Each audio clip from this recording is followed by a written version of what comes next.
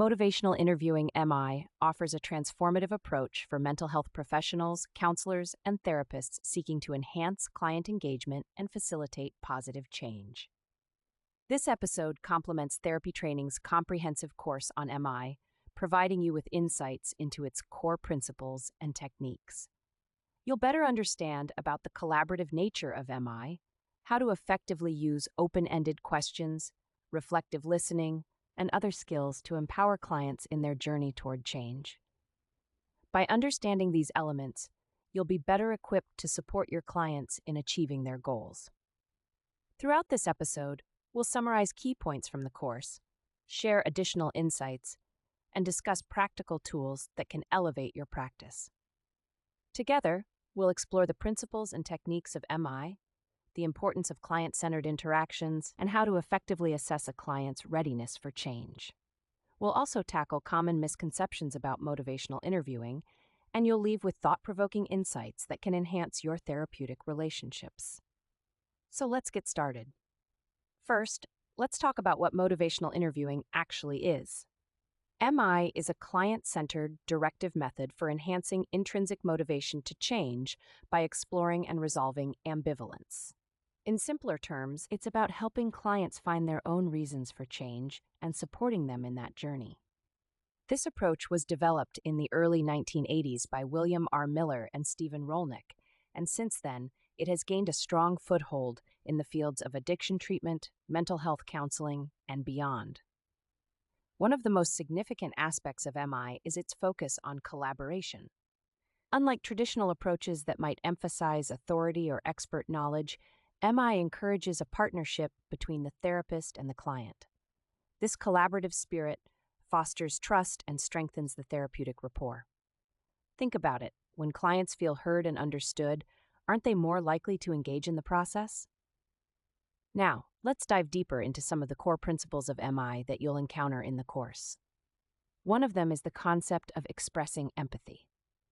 This is about understanding a client's feelings and perspectives without judgment. Imagine a client who is struggling with a significant life change, such as quitting a long-held habit. If you approach them with empathy, it opens the door for a genuine conversation. You might say, "It sounds like you're feeling overwhelmed by the thought of changing this habit. Can you tell me more about that?" This simple act of validation sets the stage for deeper exploration. Next, we have the principle of developing discrepancy. This involves helping clients see the difference between their current behavior and their broader goals or values. For instance, if a client values health and well-being but is smoking daily, you can gently guide them to recognize that discrepancy. This process doesn't involve confrontation. Instead, it's about facilitating a realization that sparks their intrinsic motivation to change. You might ask, how does smoking fit into your vision of health? The third principle is rolling with resistance. Clients may express ambivalence or even resistance to change, and that's perfectly normal. Instead of pushing against this resistance, MI teaches us to roll with it. Acknowledge their feelings and explore them further.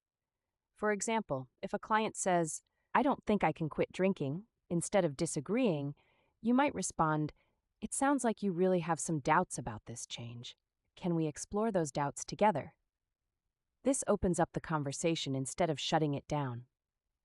Now, let's transition into practical tools and strategies for assessing a client's readiness for change, which is a crucial skill you'll be honing throughout the course. One effective way to gauge readiness is through the use of the stages of change model, which includes 5 stages: pre-contemplation, contemplation, preparation, action, and maintenance. Understanding where your client falls within this model will guide your approach. For example, if a client is in the pre-contemplation stage, they may not even recognize that a change is needed. In this case, your role is to raise awareness gently. On the other hand, if they're in the preparation stage, they may be ready to make a plan. Your focus can then shift towards supporting their action steps and building their confidence. An additional tool is the use of scaling questions. These are simple yet powerful in assessing readiness. You might ask, on a scale of 1 to 10, how ready do you feel to make this change? This not only helps you understand their current mindset, but also encourages them to reflect on their motivation. It's a great way to facilitate dialogue and discover areas where they may need further support. As we continue, let's address the importance of adapting MI principles to diverse client populations and clinical settings.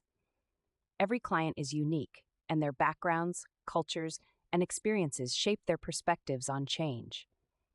Therapy trainings emphasizes the need for cultural competence in MI practice. This means being aware of cultural differences and how they may affect a client's readiness for change or their perception of the therapeutic relationship. For instance, consider a client from a collectivist culture where family opinions are paramount. Their motivation to change may be heavily influenced by family dynamics. Understanding this context allows you to tailor your approach effectively. You might engage the family in conversations about support or even explore how their cultural values align with the client's goals. Now, let's shift gears and discuss some advanced skills that can significantly enhance your practice. Reflective listening is one of the most powerful tools in MI. It's not just about hearing words, it's about understanding the underlying emotions and meanings. When you reflect back what a client has shared, you validate their feelings and encourage deeper exploration. For example, if a client expresses frustration about their progress, a reflective response might be, "It sounds like you're feeling stuck and frustrated with where you are right now." This simple acknowledgement can create a safe space for the client to delve deeper into their thoughts and feelings. Open-ended questioning is another essential skill. These types of questions invite clients to share more rather than simply providing yes or no answers. Instead of asking, "Are you thinking about quitting smoking?" you might ask, "What are your thoughts about quitting smoking?" This encourages a richer dialogue and allows the client to express themselves more fully. Affirmation is also crucial. It's about recognizing and affirming the client's strengths and efforts, no matter how small. If a client mentions that they reached out for help, you could say, "That's a significant step. It takes courage to seek support." This not only boosts their confidence, but also reinforces positive behavior. As we discuss these advanced skills, it's essential to remain mindful of ethical considerations and boundaries in MI practice. Maintaining professionalism and confidentiality is paramount. Remember that MI is a partnership, and while you're guiding the process, the client is ultimately in charge of their journey. Always be aware of the power dynamics and strive to create an environment where the client feels safe to express themselves without fear of judgment. Now, let's clear up some common misconceptions about motivational interviewing. One misconception is that MI is just about getting clients to agree with your suggestions. In reality, it's about evoking the client's own motivations and facilitating their decision-making process. MI is not about coercion, it's about collaboration. Another misconception is that MI is only relevant for addiction treatment. While it has been extensively studied in that context, the principles of MI are applicable across various mental health issues, including anxiety, depression, and chronic illness management. The versatility of MI makes it a valuable tool for any mental health professional. As we approach the end of this episode, let's reflect on the insights we've shared today. Motivational interviewing is more than just a set of techniques. It's a philosophy of engagement that prioritizes the client's autonomy and intrinsic motivation. By employing MI principles, you can create a collaborative therapeutic environment that fosters trust and promotes meaningful change.